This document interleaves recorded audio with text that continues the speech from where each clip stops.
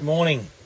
Just sort of start the morning giving everyone a bit of a laugh. I just read an article on Facebook in relation to a couple who are obviously farmers wishing to take sheep into New South Wales to the market to sell them. And like myself, can't go across the border, can't sell their sheep because of the border crossing. And I've just got to sympathise with the situation and give everyone a bit of a giggle here. But for 2 weeks now, I've been trying to get across to my farm, which is at Euston, 25 k's New South Wales side of Euston.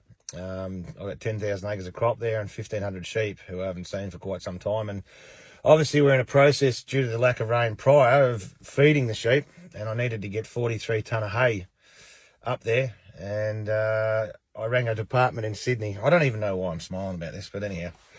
Rang a department in Sydney to say that I needed to get 43 tonne across the border. I was a farmer and it was considered critical service. However, the rules have changed and farmers are no longer allowed to cross the border when their residential address is Central Victoria, a la myself.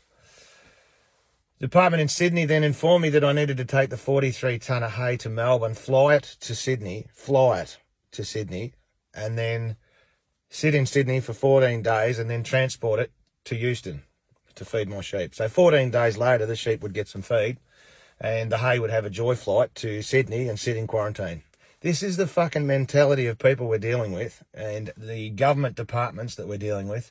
This is why Daniel Andrews will never be remembered for the best premier we've ever had in Victoria. This is why business is broke, because the mentality of people says that we should fly hay to Sydney to bring it back to Euston.